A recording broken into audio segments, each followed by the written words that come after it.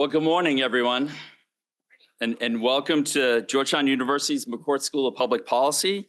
My name is Kevin Lucier, and I'm a research professor and co-director in the Center on Health Insurance Reforms. For those of you who are not familiar with our center, we're a team of national experts on commercial health insurance. We study the interplay of federal and state policies that affect how people afford, access, and use healthcare services. We publish numerous research studies and reports and also provide technical assistance to federal and state regulators and other officials. We're delighted to have you all here for this event where we're going to be exploring why healthcare costs are rising with a focus on the role of corporatization. As many of you in this room know, for many years now, for-profit entities have been buying up healthcare practices and insurers. And corporate strategies aimed at maximizing revenue have become commonplace in our hospitals and doctors' offices. This corporatization has directly contributed to skyrocketing healthcare prices, double-digit premium increases, and lower quality care, and rising consumer medical debt. There's an article in the Washington Post about that this morning. Today, we're gonna discuss the impact of corporatization on cost and quality and explore bipartisan policy solutions that could make healthcare more affordable, including how health policymakers can help curb problematic practices, such as overcharging, anti-competitive contracting, consolidation, and private equity investment. I particularly want to thank the sponsors of today's events, Arnold Ventures, for the commitment to improving the affordability and quality of health insurance coverage.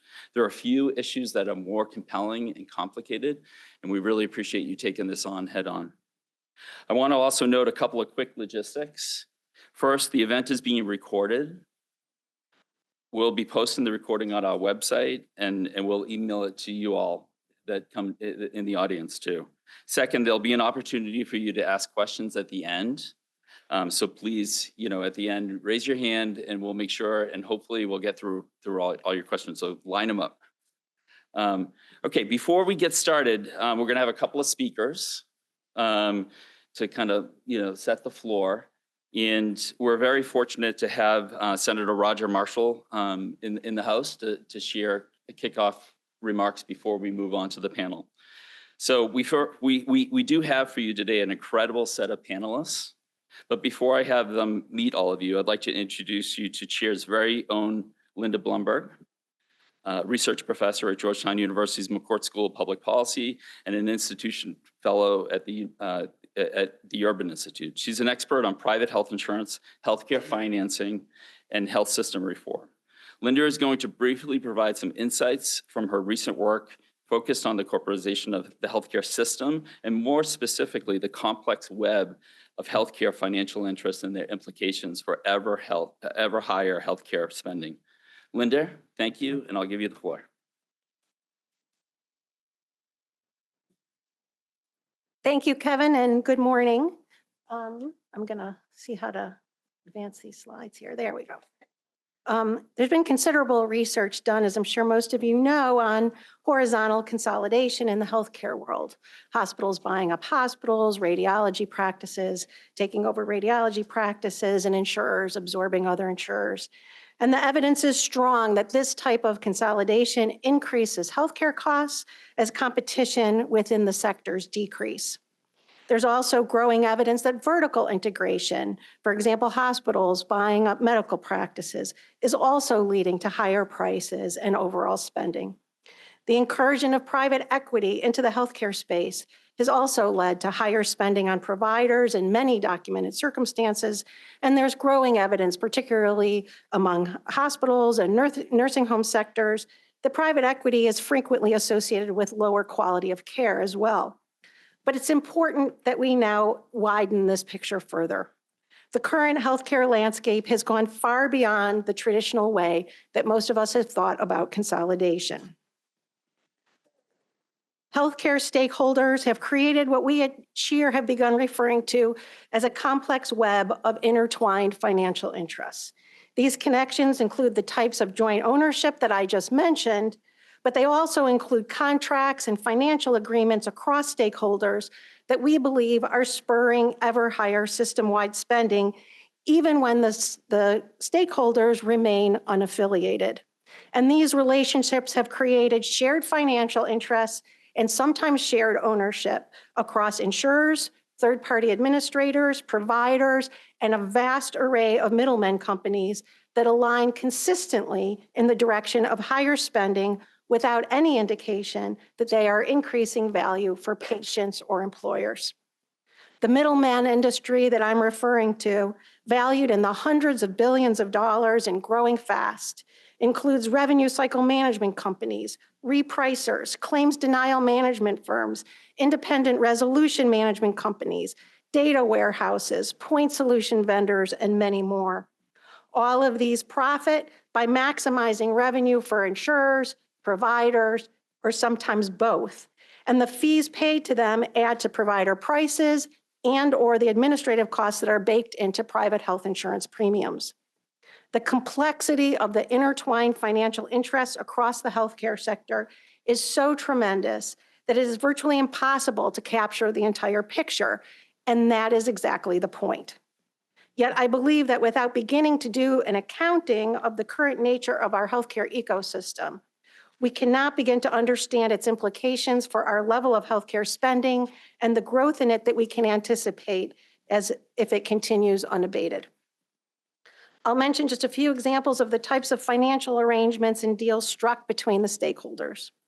Joint ownership of insurers and TPAs and revenue cycle management companies mean that insurance companies profit from their RCM arms, increasing provider revenue through aggressive and creative coding strategies. An insurance company that strikes deals with hospitals and their networks, guaranteeing that the insurer or its TPA will not receive or review detailed claims prior to payment. They can then have middlemen with whom they partner or who are their own subsidiaries review a number of the largest claims after the fact and share in the savings off of claims that should never have been paid to start with. Some of the middlemen companies contract with both insurers and providers, promising revenue enhancements to both, and creating a system of repeated adjudication between the different arms of the same company, profiting regardless of the outcome, with the incentive being for higher billing and greater numbers of disputes challenging the bills. Ultimately, this web of profit seeking has implications for access to and quality of care nationwide. Investors controlling healthcare providers with the central goal of earning large profits in a short period of time and then turning them over are not looking to invest in longer-term quality improving services or strategies. Industries investing heavily in revenue maximization for providers and/or insurers increase the cost of obtaining services, thereby increasing the cost of insurance, which leads to more people uninsured and underinsured, and fewer people able to obtain medical care when necessary. These intricately intertwined financial interests make the array of stakeholder industries attractive for profit seekers at the cost of denying growing numbers of people access to adequate, affordable medical care, and simultaneously crowding out more and more of workers' wages. To sum up for now, the cost containment challenges in the healthcare system are systemic, much larger and more complex, and the financial interest behind ever-escalating spending is much broader than many people realize. The heightened focus of healthcare entities on ownership and contracting relationships that increase revenue and profitability will take an increasingly negative toll on quality and access to necessary care as well. Developing effective policy solutions requires an understanding of the existing financial incentives and how they are intertwined across stakeholders of various types. Thank you.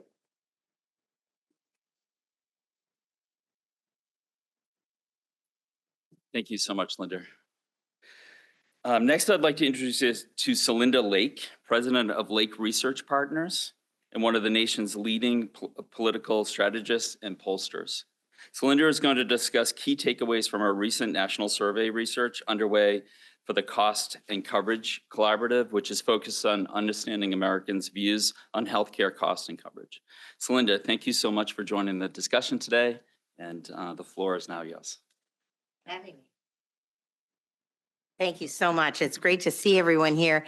And thank you so much to the McCourt School, which has always been a leader in healthcare and other public policies. And I see a lot of good friends in the audience. So this is an opportunity to really have a conversation where in many ways the voters are way, way ahead of the elites and way, way ahead of the political leaders because they're there at hello.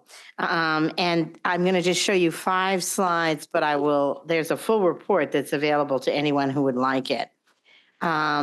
So first of all, a strong majority of adults say healthcare in the country is not affordable, and nearly half who say it's very unaffordable. These are really dramatic numbers.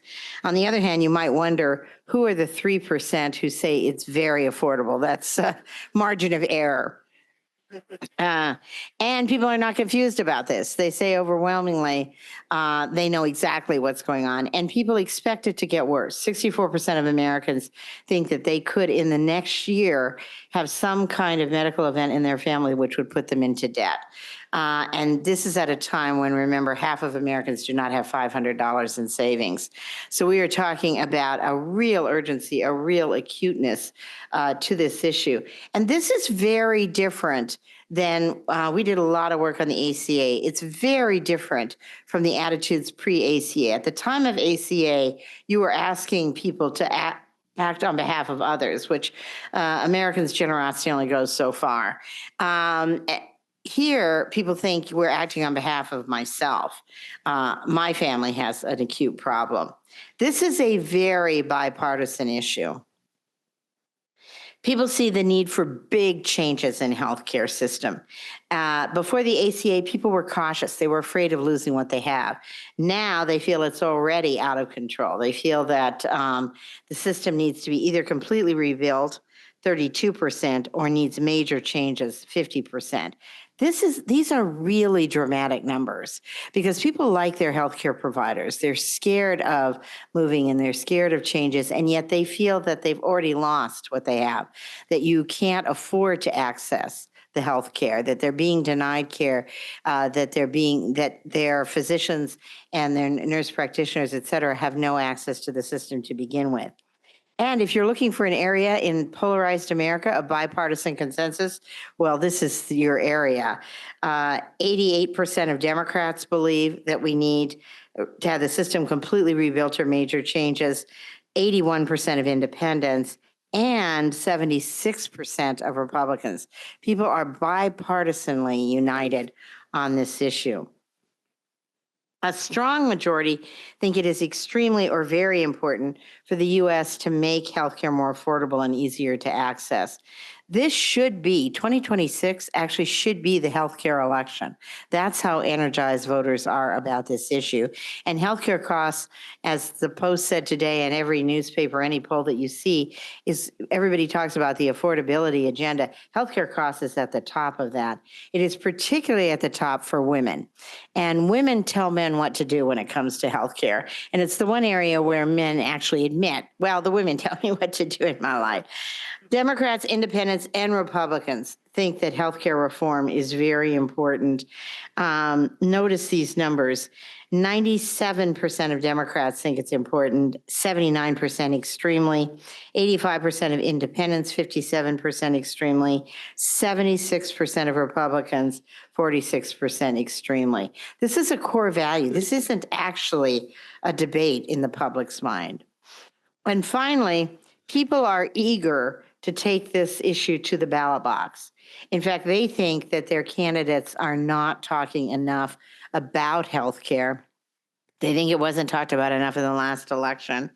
And people say overwhelmingly, 40% of people say I would vote for and against an elected official based on their stances on health care. And given the uniformity of the data that we saw before, we know what their stances on health care are. So the public is there at hello, to quote the popular movie, and they're just looking for leadership to be making changes and the kinds of changes you're going to hear about today. So thank you.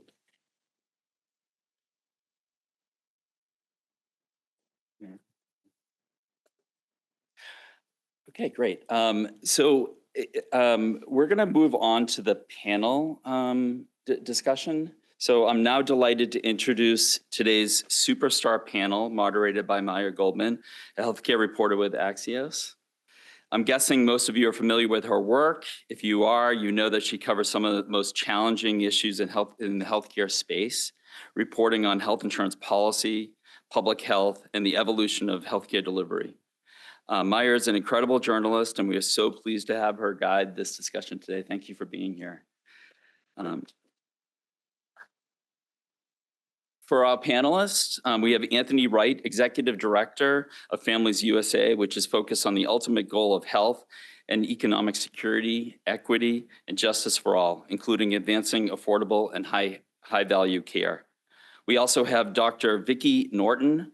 Dr. Norton is board-certified emergency medicine physician with leadership roles at both the local and the national level. Dr. Norton currently serves as president-elect of the American Academy of Emergency Medicine in the Palm Beach County Medical Society. Matt Seltzer, who serves as the Health Policy Director to Senator Marshall, is in the House with us today. Max handles the healthcare portfolio for the Senator, focused on policies related to pharmaceuticals, private and public health insurance, and hospitals. Finally, we have Jasmine Masand, who serves as the Deputy Legislative Director to Senator Maggie Hassan of New Hampshire, who is a member of the Senate Committee on Health, the Health Committee and Pensions, and ranking member of the Senate Finance Healthcare Subcommittee. Their full bios are in your brochures, so I'll just introduce them by saying that we could not ask for more expert panel or thought leaders that are more fully engaged in health policy issues related to healthcare affordability. Of note, Jasmine and Max will need to step out slightly early because there's a hearing that's going to be taking place at 10 o'clock, but we'll still have lots of room for you all to ask questions of our other panelists and take questions at the end. So please join me in welcoming and learning from these great panelists. We've made sure to build in plenty of time for your questions at the end. Let's just throw a round of applause for them, and then we're going to hold off because the senator is in the House, so we can introduce him first. Okay. I have the great honor of introducing U.S. Senator Roger Marshall, who's going to share some remarks before we move on to the panel discussion. Senator Marshall, a physician and former military officer, has served as a senator from Kansas since 2021. Prior to this, he served from 2017 to 2021 as the U.S. representative to Kansas' 1st Congressional District, a district covering much of the western and northern parts of the state. Senator Marshall currently serves in leadership positions on numerous Senate committees, including the Committee on Agriculture, Nutrition, and Forestry, the Committee on Finance, Committee on Health, the Committee on the Budget. He has worked tirelessly and often across the aisle on issues related to affordability of healthcare, including introducing this past summer the bipartisan supported Patients Deserve Price Tags Act, which I think there's a lot of support for in this room and interest. If enacted, this legislation will improve the transparency of healthcare costs for employers and employees. Please join me in welcoming Senator Marshall. Kevin, thank you. You had a lot of faith that I was going to be here. I believe it. Sorry. Yeah, well, good morning, everybody. Appreciate it, Kevin, right? Yes. Thanks for introducing me. Thanks to Georgetown University for putting this on. And so I'm Senator Roger Marshall from the state of Kansas. I think it's important that you understand my experience in healthcare, though, before I kind of tell you where we're going with this. You know that I managed private practice for 25 years, delivered over 5,000 babies in rural America. But beyond that, I also helped run a hospital for 16 years. And then beyond that, oversaw 3 county health departments, worked with community health centers. I've seen healthcare from most every angle as far as a provider goes. And when I came here, certainly one of the big 3 or 4 reasons I ran for Congress was to fix healthcare. And when I say fix healthcare, it's the cost of healthcare that's the challenge right now. Overall, people are pretty good, pretty happy with your health care. If you need your hip replaced, if you need a heart cath done, if you break your leg, we do have good health care, but it's really expensive. So I came here with three basic principles. And I think I'm the only person in Congress that's ran a hospital. So I think that gives me a really unique perspective of what it's like on that side of this. So and by the way, I oversaw the implementation of the ACA. I think we were the first hospital in Kansas to do meaningful use 1, meaningful use 2, absolutely the worst experience of my lifetime. Taking nurses off the floor and putting them in data entry positions and turning doctors into data entry people. One more reason why doctors and nurses are leaving the field in droves. But I came here with this challenge of fixing the cost of healthcare. And I had 3 pillars that whatever legislation it was going to be, it needed to either address transparency, innovation, or consumerism. Transparency is obvious. Innovation, if you want me to save Medicare, I need an Alzheimer's drug, right? Some simple things like that in the innovation side of things. But this transparency is what the focus of is today. This is a bill that we've been working on for, I suppose, 7 years. And I think we had the momentum to get it across the finish line. It would require every hospital, surgery center, imaging center, to some extent, prescription drugs as well, is to have upfront cost for that particular procedure so you could shop around. This is a true story. You could get your hip procedure done in our hospital, and we would get reimbursed about $15,000. But there were other places in Kansas that were getting reimbursed $45,000. Our outcomes were better. We had lower infection rates, lower post-op complications, lower embolic phenomena, all those types of things as well. And then that's the type of transparency. I think even my mom and dad on Medicare, if they would say, this hospital's this one's that, they're very frugal with their Medicare dollars, that they would make some demands. Could you imagine walking into a grocery store and not knowing the cost of beef versus chicken versus pork? We deserve that. So this transparency bill, price tags bill, has the momentum to get across the finish line.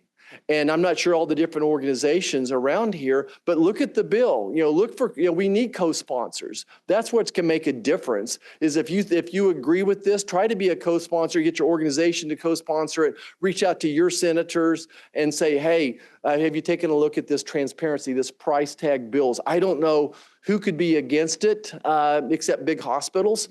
And that's, it is what it is, right? So that's our signature bill that we're working on, is this transparency, this price tag bills. A couple one-offs. I know I only got 5 minutes.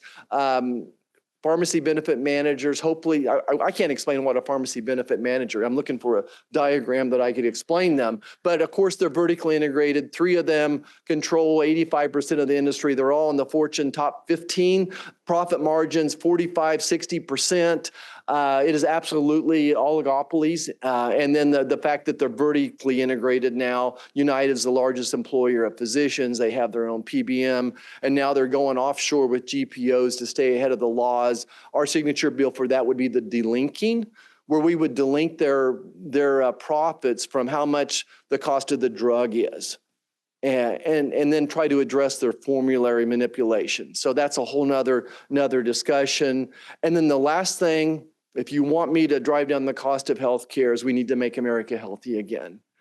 My colleagues, my good friend Bernie Sanders looked at me and said, Roger, why is it so expensive in this country? Why are we spending so much more money than other nations? Well, we had a lot more toys. And I say toys, in the surgery suite. We can do things here that other countries don't do.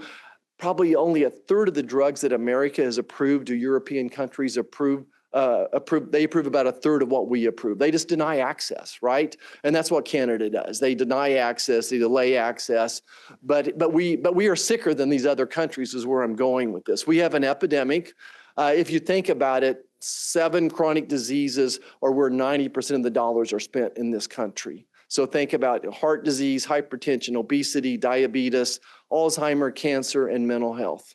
we're having an explosion of mental health issues in this country right now, especially in our young adults. And I think a lot of that comes to, from social media exposure. If you haven't read The Anxious Generation yet, you need to read that book.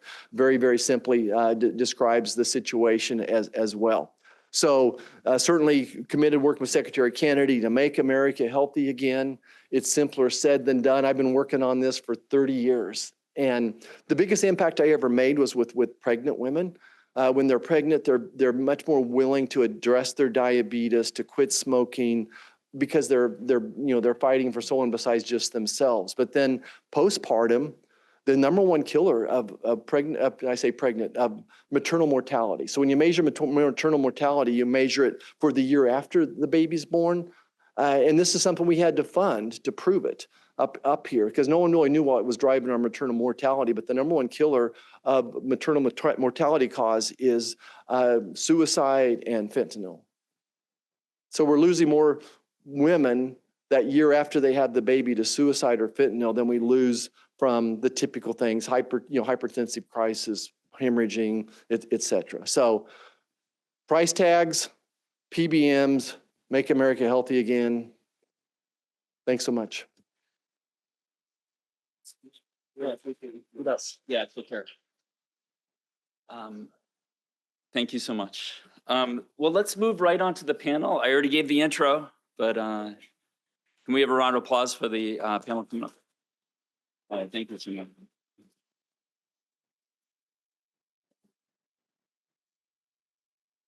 Hello. See, is this on? Can you hear me okay? Great. Thank you, Senator Marshall, if you're still in the room. And thank you so much, Georgetown CHIR, for having us here today. It's really exciting. This is a great panel. And we have a lot to get through and not very much time. So I'm going to dive right in. I'm Maya, by the way. Okay, so we heard from Linda and Celinda about how corporatization of healthcare is increasing costs. But what does this actually mean for patients? How are patients experiencing this? I'd love to start with Anthony, but I would love to hear what you guys are hearing from your patients and constituents as well. So hello there, Anthony Wright, Executive Director of Families USA. And I think Celinda and others have said it, and people experience it and know it, that healthcare costs too damn much. And they experience it when paying premiums, they experience it when they go to the doctor or to the pharmacy and deal with their copays and cost sharing. They experience it in lost wages at the bargaining table, if they have to have the benefit of labor union, or otherwise just in terms of the fact that wage growth has not kept up a lot because of rising healthcare costs in terms of people's own just economic security overall. So you have to start this conversation with the cost, the beginning and the end. But I think it also, the issue of corporatization and its sister of consolidation also has, I think, a broader impact on just the basic consumer experience. That at the end of the day, people are struggling with a much more complex system where they are confused in a Kafkaesque world of trying to figure out how to basically even get the care that they need. They face delays and denials, and we've seen public anger about that. And I think that that's very real. I think it is also just with regard to customer service, because I think people recognize that the incentives of our healthcare system are more and more about profit maximization, and there's nothing wrong with profit, but there is something wrong when that's the focus of the system. When the incentives of the system are about getting bigger rather than getting better, and that's what so much of the system is. And folks know that I came here from 20 years in working in California, where it was stark. In Southern California, the hospital rates. Inpatient hospital rates were 79% lower than Northern California. And that was entirely because of the consolidation of the two regions, Sutter Health and others. And there was a big lawsuit about that and everything else. But that's just example A of like just how stark this is and how consolidation is not just a factor, but it's actually one of the major driver of why healthcare costs are so much. Why? Because they can, because of the different sizes of various people in the industry. So people understand, they might not use the word corporatization, they might not use the word consolidation, but they feel it. And it comes out first and foremost with this issue of affordability, but I think it also is spread toward even their consumer experience and whether they can have health security and economic security overall.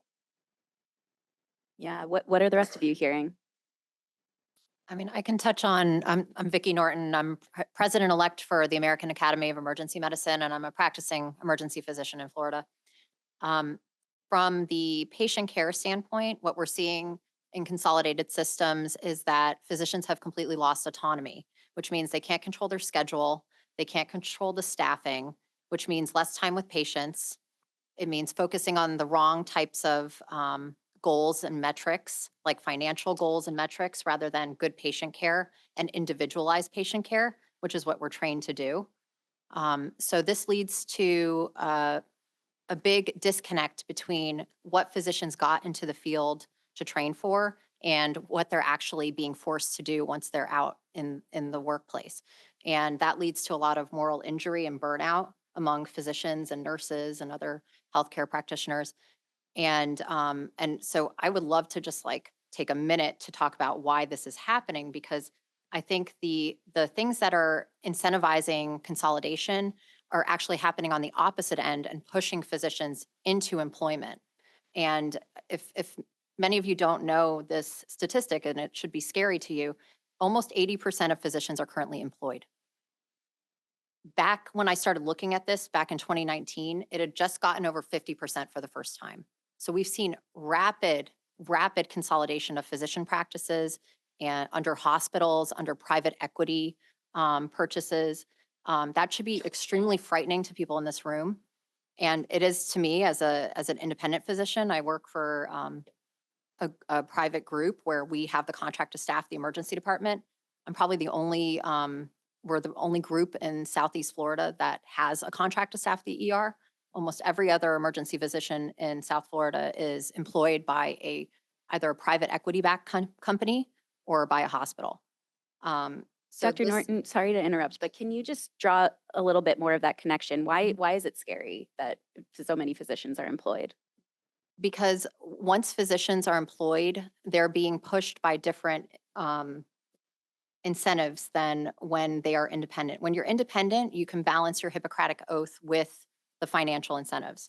And what happens when you're employed, you're worried you're going to lose your job. And that's what's happening. Physicians, when they work for third-party companies, they sign away their due process rights. So they no longer have due process. If they stand up for good patient care, patient safety, they're being fired. They are subject to non-competes. And as an emergency physician, I find this particularly heinous because I don't have private patients. I don't have any specialized knowledge about, hospital management or anything like that. Like all the knowledge I have comes from medical school and residency, which is funded by the federal government. Okay, so the hospital has no say over that knowledge. So it's become a situation where you come out of medical school, average debt $200,000. And so most medical students graduating do not want to open a private practice because you're talking about additional costs anywhere from $300,000 to $1 million to open a practice on top of all this debt you already have. So you're disincentivized to go into private practice. You're looking for a job. You're looking where you can just get paid so you can pay down your loans. And then you add to that federal reimbursement through Medicare over the last 30 years, or actually 20 years, over the last 20 years has gone down 30% for physicians. What other professional group has experienced a 30% wage cut when adjusted for inflation in the last 20 years? Yeah. So physicians are running from private practice to get in work for a hospital so they can just pay their bills. Yeah, thank you so much. I want to get into some of the potential solutions that we're working on here. Max and Jasmine, in addition to the other bills that we heard Senator Marshall talk about, your bosses introduced a bill together to crack down on facility fees charged to patients when they get care at clinics outside of the hospital. How do you see that cracking away at some of these problems? Yeah, and I'm happy to start. And I might just start by going back to something that was said earlier around, what we hear from constituents in New Hampshire is that this is no longer just about an affordability crisis where we're hearing from people that the dollar amount that they're being asked to pay is just too high. Their wages aren't growing that fast. It is about the consumer experience and people not even knowing, what it is that is on the piece of paper that they are getting in the mail that says, how much they're supposed to pay or what their responsibility is. People getting a bill in the mail that says they got care, at a main hospital's campus that they've never been to, when they actually received a small procedure, a mile from their home. And so, in my view, the bill that you referenced, Maya, the bill to require that every outpatient location off campus of a provider has a unique identifier number is just a small building block of kind of allowing people to not only look under the hood, but be part of the transparency of the system that they are trying to get care in. And so, when we talk about this bill, I always say it seems like a very low bar to ask that the bill that people get actually accurately reflects their site of care.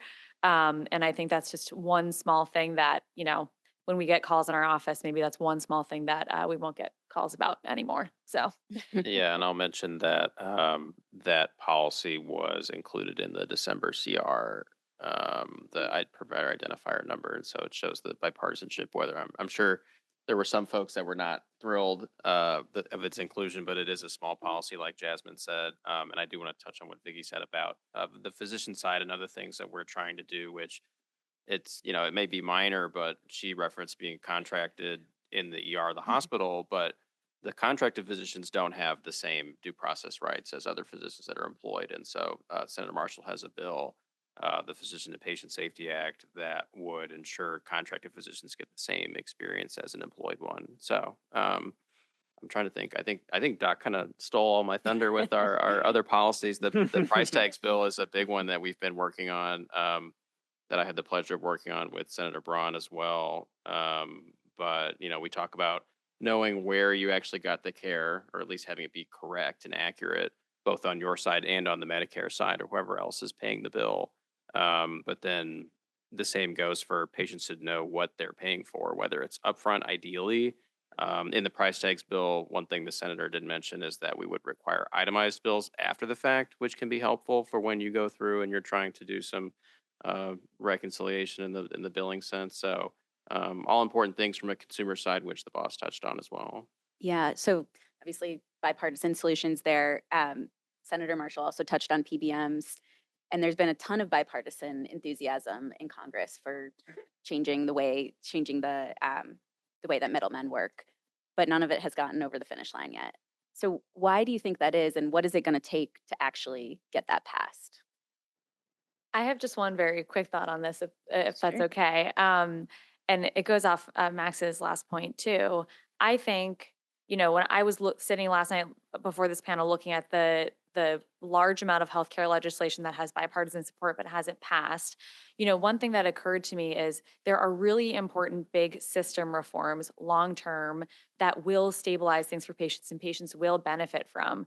But I think that what we're seeing more now is sort of almost like a crisis level of lack of transparency, cost, that like we need more patient facing, consumer facing fixes now, as opposed to only looking at some of the longer term root cause things. So I think, focusing on, some of the changes that we could make today that really help patients tomorrow is a big part of it from our perspective.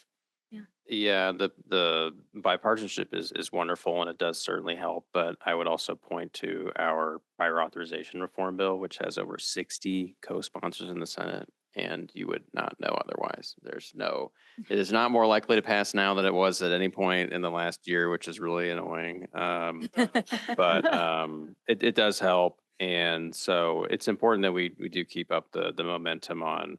The PBM reform is a big one that we really don't want that to die out. We've seen some entrepreneurial folks come in the market, which is great. And I'm sure that Senator Paul and other folks who kind of take the stance of the government shouldn't intervene, let the commercial market sort itself out are cheering, but it's not quick enough. And at what cost? How long has it been? How many companies? How much money have they lost? How much money does that mean lost wages for employees?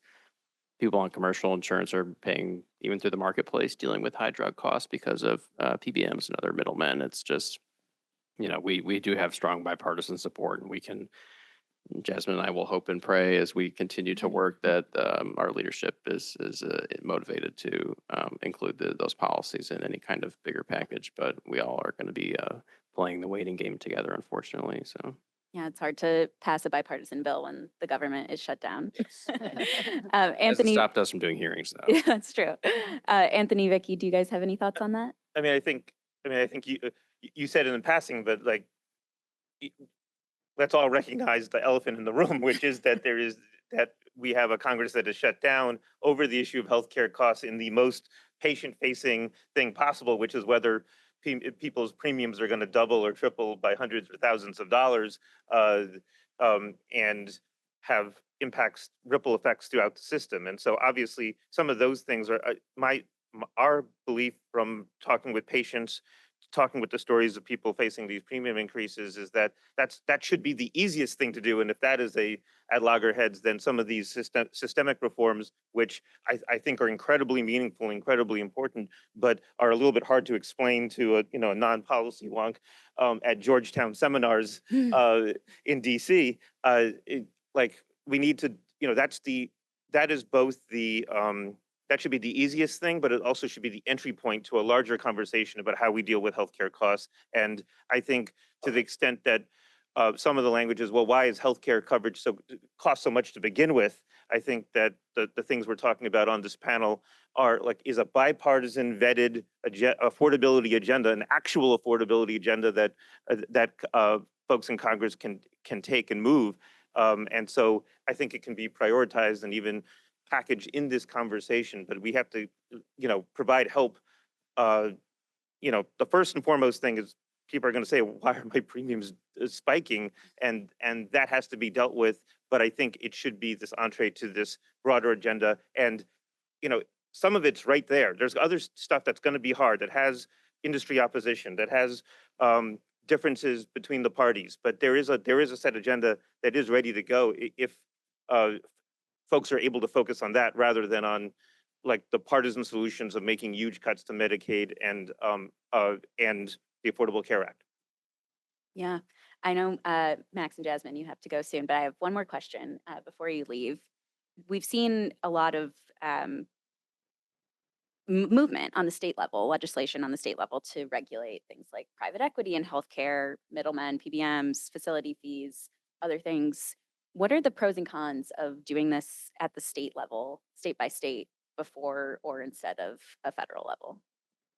Yeah, I will say, as a matter of when staffers like Max and I sit down to talk to our bosses about policy and to prep for hearings and all of that, as you all know, we look very closely at what the states are doing.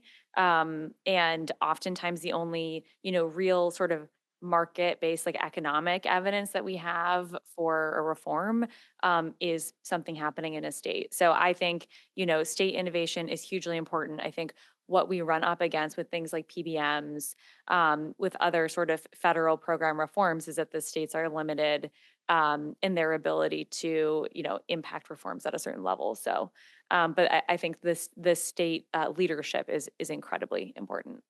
Yeah, I would agree with that and say, like Jasmine mentioned, it's helpful for us as a model or a reference point for some of the things that we're considering to see what's worked in other states and maybe what hasn't. But it's still important for us to try and figure out something to do up here. We probably have a little more resources than some of the state folks do, and these companies will do anything to figure out how to make up for lost revenue. They're really good at it. And so if one state is really strict about it, that's wonderful. They'll probably just go to the one next door and increase their rates. And so I think, that kind of motivates us to try and do something at the federal level to try and have a consistent blanket policy. I will also just say quickly that states swimming in the same direction is very helpful. One thing that can make things more politically difficult is a map of state policies in a given area that are very different from one another in terms of things being bipartisan and politically able to pass. Yeah, and Dr. Norton, from the practice of medicine side, what does that mean for for your colleagues in different states to have these different laws and different maps? That's a great question because right now, I think one of the main issues for my own professional society is the corporate practice of medicine, because we do see a patchwork of state laws on that prohibiting the corporate practice of medicine. So that law in general in a state, when they have it, is to say that a non-physician or a lay owner can't own a physician's practice and dictate the staffing, the schedule, what procedures they do, what equipment they have, which is just common sense, right? Like you want the physician to be in charge of the medical practice so they can make all the medical decisions. And then if there's somebody that's managing it from the business side of things, they can have input on the business management, but the physician is the ultimate one determining care. So there are a lot of states that have really strong laws on this. Oregon just passed a new bill that strengthened their laws. And California has strong laws, and Texas, and they're diametrically opposed in their politics. So if those two states can both agree that this is a problem, that physicians should be the ones in charge of dictating the care, then I think that that's a good sign. And as a result, I think a federal, kind of floor law that can help the states kind of rein in this kind of patchwork of legislation would be very helpful for physicians and patients, because then they can help control the quality of care. And right now we have nothing like that. Like Florida has no law protecting against corporate practice of medicine. So basically anybody could come in the state of Florida and open up a medical practice, which we've seen with a bunch of imaging centers in my area were recently bought up by the parent company of Five Guys. So go get your x-ray with your fries on the side. I mean, why Very is a interesting. fast food equity management company owning imaging centers? And I can tell you the quality has gone down since they bought it up. We're not getting our reports back as timely. So, this is a big deal that we really need federal legislation to help kind of seal this patchwork of states legislation that we have. Okay, I lied. One more quick lightning round and then I'll let you guys go. What do you think personally is the most impactful thing that Congress could do in the next 2 years to make a dent in these problems? Let's go down the line. Max? I will stick with our price tags bill, but I want to talk about it from the employer side. The majority of Americans have coverage through their employer. Anthony talked about, I think, wage stagnation, or someone mentioned wage stagnation, but all these companies are making more money. The profit line go up forever, right? And so they're making more money, and in theory, employee compensation would rise accordingly. But so much of that increase in profit is being tied up in increase in healthcare costs for employers. And so, I'm not going to get into this, but even regardless of what happens with the premium subsidies for the ACA, the base rates are still going to go up about 18% no matter what. That's not acceptable. And that's pretty similar to what employer insurance is seeing. So I would hope that the main policy, or one of the main policies in our price tags bill that the senator talked about, is requiring third-party administrators and the other contractors for the employer plans to get access to all their claims data. Now, not every employer can do something with that data, but hopefully at least the bigger ones, or the ones that would be willing to, would do something like that. And then they can do creative things like redesign their network around / excluding expensive providers that have no benefit of extra quality for the extra cost. And so my hope would be that the majority of Americans that are on ESI would then see their salaries be increased if we can lower their healthcare costs. I'm going to say two quick things to sort of answer your question. One is that I will be, on message in some ways and just say that we have to keep people's premiums from doubling. I think we can think and talk really thoughtfully about the market dynamics that are pushing premiums up in general in a way that is unsustainable. But I think, we are hearing loud and clear from our constituents that this cliff is just untenable for them. So I will just say that Congress does need to do something about that in the short term. And then I will just echo broadly that while transparency does not give us everything we need to fix the system, we do need visibility, data on every side of this issue to do further reform. So I will say the price tags bill, the unique NPI policy, we need those building blocks of transparency before we can do something more expansive. So, Dr. Norton? I wholeheartedly agree that we need more transparency. Most physicians do not know what is billed and collected in their name, especially if they're employed. They're not seeing those numbers. So we need transparency on all ends of the healthcare system. A lot of physicians, if you work in a hospital, you don't know how much a lab costs, like a CBC or something like that. You have no idea what the prices the hospital's charging is. And so to help the patients, the consumers, like know what's going on, doctors want that information too. Yeah, thank you. Anthony?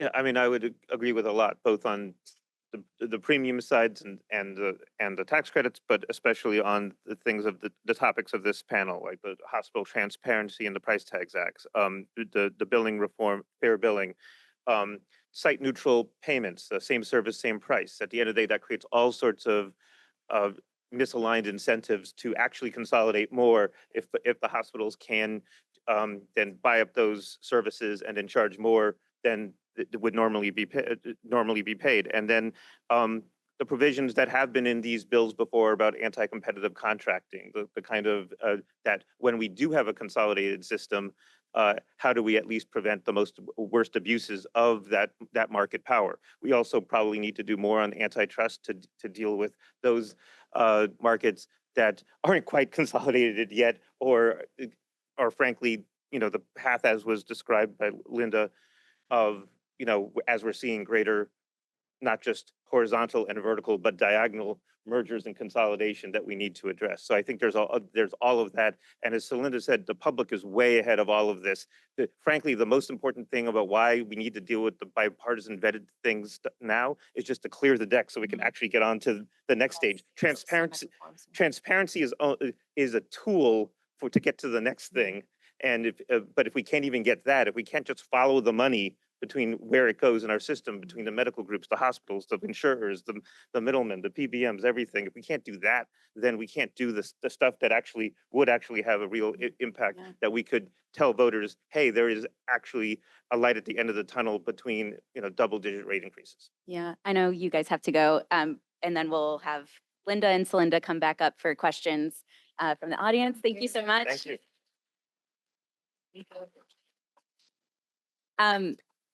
And while they're coming up, and as you guys are in the audience are getting your questions ready, I just want to ask one quick follow-up. We've had price transparency regulations for years now. Why hasn't that worked? Our system is too complex. Like you try to go on the price transparency app for any hospital and you got to plug in your insurance and then they'll still give you a range of prices and sometimes you can't find the exact procedure that you're having done or so it's an unwieldy system because of all the middlemen and kind of levels of complexity of the system that make it harder to find that information. I mean, I would also just say that, there's frankly a lot of non-compliance. There's hospitals that just simply do not comply. There's others that do comply, but in the most unspirited way possible. Like, let's give you like just a big data set of stuff that is indecipherable. And I think that there are reforms we could have to be very clear about what the transparency law actually means. And also let's be clear about what work means. I don't think that, at least it was my belief that like, oh, if we have hospital price transparency, rates will magically come down. Again, it's a tool for maybe big purchasers to do some analysis, for policy analysts. It's the average consumer is not going to be going through a charge master to do comparative rates things when they don't even know what it is. I mean, again, part of the problem of healthcare is that there's a bit of a market failure where consumers are not in a position to say no. And so we need the purchasers on their behalf, whether they be the union trusts or the insurers or anybody else, to actually to do the analysis and to provide the benefit of, okay, what is the high value, low cost care rather than the reverse. Yeah. Can I add to that? Oh, sure. I really want to underscore what Anthony is saying, and I think one of the people in our focus group said it the best, which is transparency means you get to watch it go to hell. Accountability means you get to do something about it. And Much better stated. So the public, again, way ahead of the elites. All right, we have time for a couple audience questions. I think someone can come around with a microphone right there in the front.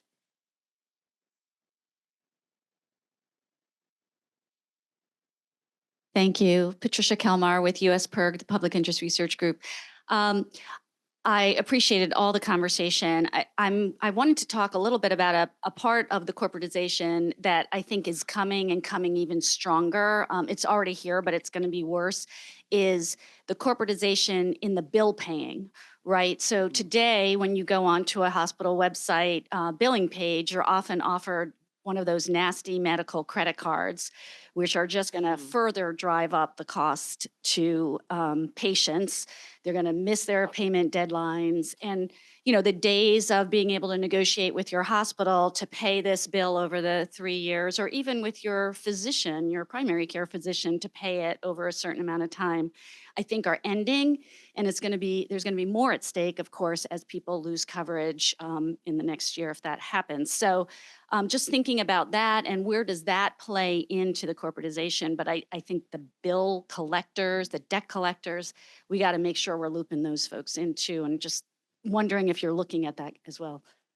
Yeah, no, that is definitely a concern within the whole context of this web of middlemen, which is just growing really fast, right? And the fact that a lot of these responsibilities, as you said, that used to be on the providers to interact with the consumers, and they had people who were doing billing, et cetera, in the office, are now being farmed out. And so what that does is it increases the cost because the physician is now, or the hospital system is now paying somebody else to do that.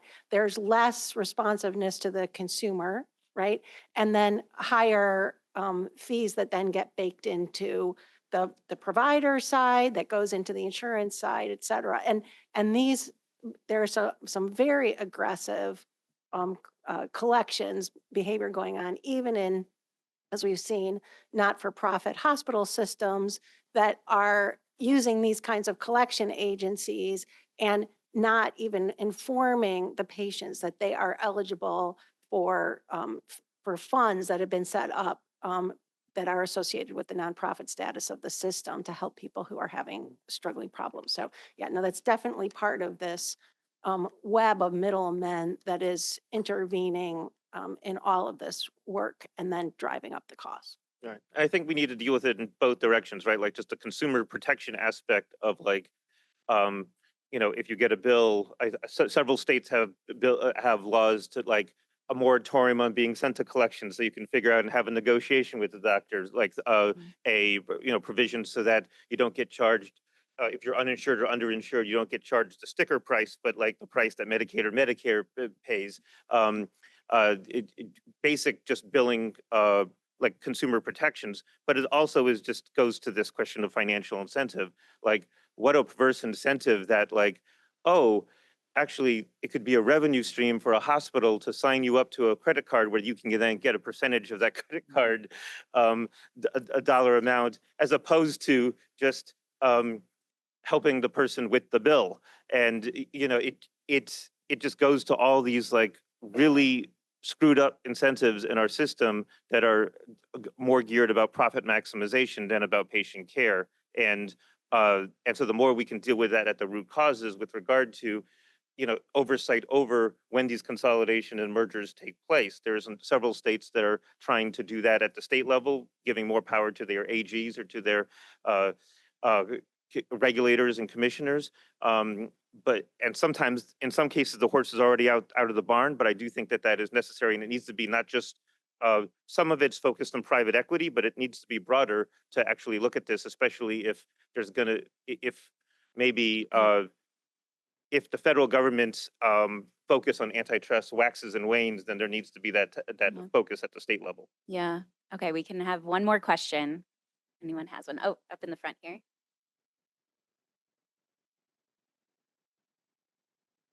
Hi, my name's Dr. Amy Adair, and I'm representing the Alliance of Independent Dentists.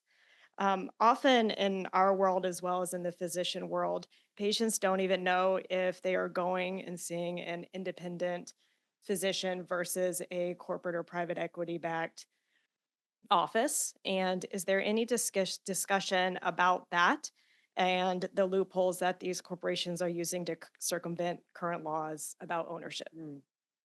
That's a great question. So I think that ownership transparency is one of the things we're missing in these transparency kind of discussions is like, we don't know half the time who owns these practices. For emergency medicine in particular, what happens is in states that have strong corporate practice of medicine prohibition, they will, a national like private equity backed company that does staffing for the ER will set up a bunch of subsidiaries with different names that they use to staff each individual ER. So it's really, you know, big national company, but then they like have all these different smaller groups and names. So there's not transparency on that, on who owns it, who owns the actual contract. And so things like that, that's how they're circumventing the laws in these states too, because they're like, well, no, it's just this independent physician-owned group, and they'll put a paper owner there, like a friendly physician that puts their name to the company that's not really an owner or involved in the operations or patient care at all. You know, one thing I would add, first of all, if we wanted transparency bills, I would change the name from transparency to right to know. There's a lot more kind of muscularity there and energy there, particularly given the public cynicism right now. The other thing that has really surprised me and people don't have accounting degrees or financial degrees, but real people aren't very good at math, but we're really having the equity ownership issue come up more and more. People are volunteering that. And so there's really an opportunity to have a conversation with the public. The other thing that equity funds, and I don't mean to be facetious about this, but equity funds are really getting into is veterinary practices. And we should remember that Americans spend more now on their pets than they do on their kids. So this kind of equity funding, it's a great PERG issue, and I love the PERG. So thank you for all you do. So right to know and add veterinarians to your dialogue. And I'll just add quickly that the lobbying investment by private equity to strip out any ownership disclosure information from legislation that has already been introduced is enormous. And and that has come out faster than anything else from bipartisan legislation. So that they are fighting very hard not to have to reveal to you who owns the hospital, who owns the medical practice. And anybody who doesn't want you to know who owns the practice, to me, is problematic. So that ought to be a bipartisan issue, is to get that ownership disclosure back into the legislation. And because I think it's important for people to know where they're getting care and what the presumed quality and the financial incentives are to get it. Thank you. Very quickly, just want to indicate that there's a lot of activity at the state level. There's about 8+ states that have cost growth commissions that are very much, if you're going to do that, you have to map who your providers are and who owns what and everything else. And so they are trying to dig into that. There's obviously a lot of obstacles to that, but there is. And to your earlier question about the state work, I don't think it's either or of state or federal, right? Like you can try to get done. There's things that only the federal government can do, Medicare, ERISA, et cetera. But there is a lot of creativity at the state level, and not just with blue states like the Office of Healthcare Affordability in California, or the Massachusetts Cost Containment Commission, but in places like Indiana, which just this year passed some form of reference pricing with now former Senator Braun. So I think that just gives you an indication that there's, again, to the theme of this panel, there's a lot of bipartisan activity to deal with this issue if we can just get to focus on this rather than everything else that's going on. Well, thank you so much to our panelists. Really appreciate it. And thank you all for coming today. And thank you to CHIR. Thank you, Maya, for doing this. I hope everybody learned as much as I did throughout the discussion today. I also want to thank all of you for being part of this conversation, coming to Georgetown and being part of the day. I also want to thank our partners at Burness who helped put all of this on, Burness Communications. So thank you out there. And then we're gonna, as I mentioned, we videotaped the conference, so we'll make sure that's available to everybody in the audience, and then we'll make it available to everyone out there. And then also, we do have a newsletter that I encourage everybody to sign up on. We've spent many years working on coverage issues, access, affordability, adequacy of coverage, and now we're spending more time, focused on commercial prices and cost containment and affordability. And so, if you're interested in that, please sign up for our newsletter, and we'll keep you posted on everything that we know. So thank you again for everybody being here. Really appreciate it. Take care. Have a safe day.